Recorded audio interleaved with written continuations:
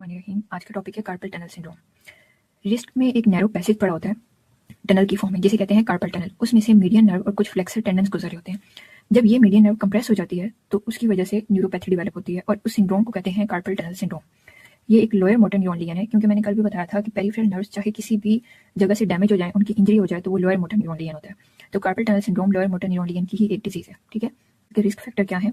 Risk factor के लिए एक निमोनिक है कार्पल। ठीक है, सी को अगर डी में कन्वर्ट करें तो उससे आ जाएगा डायबिटीज मेलाइटस, ए से acromegaly, arthritis and amyloidosis, R से रिपीटेटिव मोशन या रिपीटेटिव मूवमेंट, एंड पी से प्रेगनेंसी या हाइपोथायरॉयडिज्म। ठीक है, इन सब कंडीशन में कार्पल टनल सिंड्रोम हो सकता है। क्लिनिकल फीचर्स अगर देखें तो मीडियन नर्व की सेंसरी सप्लाई भी है और मोटर सप्लाई भी है। तो सेंसरी सप्लाई लॉस होगी तो कुछ उसकी वजह से फीचर्स आएंगे और कुछ मोटर सप्लाई की वजह से। सेंसरी सप्लाई ना वो थंब को देता है, index finger, middle finger and little half of ring finger को। तो अगर सेंसरी सप्लाई लॉस होगी तो इन सब में नमनेस और टिंगलिंग होगी और ये ज्यादातर कंडीशन रात के टाइम पे वर्स्ट होती है।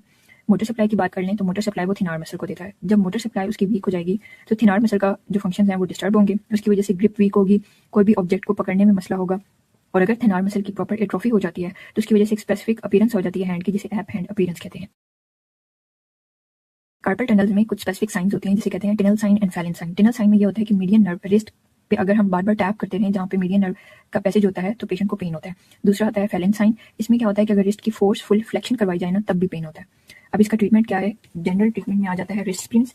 ये यूज किए जाते हैं ताकि रिस्ट को ना एक प्रॉपर जगह पे रखा जाए और पेशेंट को कहना है कि उस हाथ से आपने कोई काम वगैरह नहीं करना, उसे प्रॉपर रेस्ट दें। ठीक है, पेन को खत्म करने के लिए हम एनसिड्स देंगे, स्टीरॉइड इंजेक्शन देते हैं और जो भी अंडरलाइन कॉज होता है उसे ट्रीट किया जाता है। अगर ये सारे मेडिकल ट्रीटमेंट फेल हो जाएं तो फिर हम सर्जरी की तरफ जाते हैं और कंप्रेशन करवाते हैं कार्पल टनल की।